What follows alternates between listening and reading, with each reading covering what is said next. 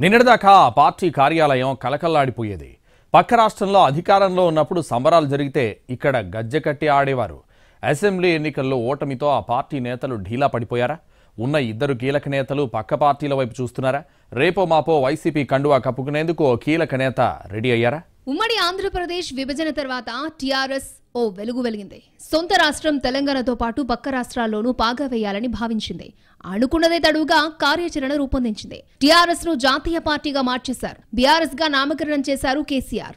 తెలుగు రాష్ట్రాల్లో ఉప్పు నిప్పుగా ఉన్న ఆంధ్రప్రదేశ్లోనూ బీఆర్ఎస్ తన కార్యాలయాన్ని ప్రారంభించింది. ఏపీ బీఆర్ఎస్ అధ్యక్షుడిగా తోట చంద్రశేఖర్ బాధ్యతలు స్వీకరించారు. కాసుల గలగలతో కొన్నాళ్లు బాగానే నడిచినా అది పాల పొంగేరని తెలిసిపోయింది. కార్యాలయం నిర్వహణ మూన్నాళ్ల ముచ్చటగానే మిగిలిపోయింది.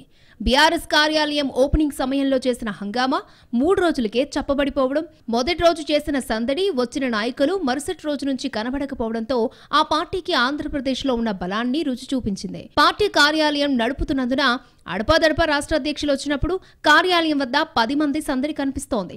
అంతే తప్ప ఆ పార్టీ కార్యాలయంలో మిగతా ఏ కార్యక్రమాలు నడవ్వు. మొదట్లో బీఆర్ఎస్ కార్యాలయం ఏపీలో పెట్టడానికి అనేక తర్జన భర్జనలు పడ్డారు.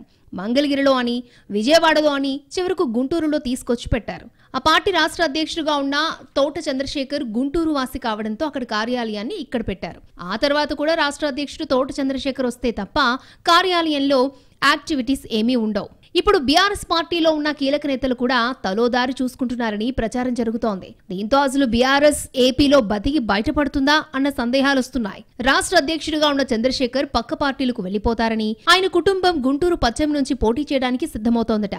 మరోవైపు మాజీ మంత్రి రావలి కిషోర్ బాబు రేపో మాపో వైసీపీ తీర్థం పుచ్చుకోబోతున్నారట. అసలు ఆ పార్టీకి ఏపీలో ఉన్నదే 2 కీలక నాయకులు.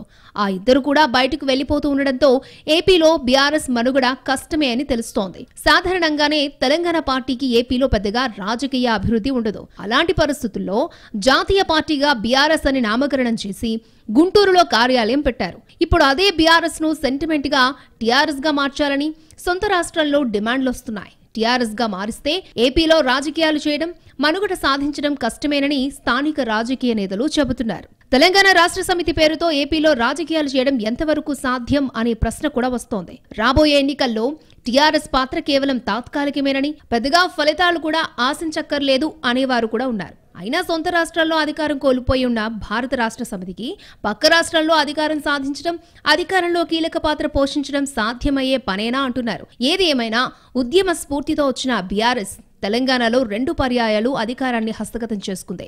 జాతీయ స్థాయిలో ఎదగాలి అనుకున్న బీఆర్ఎస్ ఇప్పుడు సొంత రాష్ట్రానికి పరిమితమవుతుందా, లేక రెట్టించిన ఉత్సాహంతో మళ్లీ ఉద్యమాలు చేసి నిలదొక్కుంటుందా అన్నది ఆసక్తికరంగా మారింది.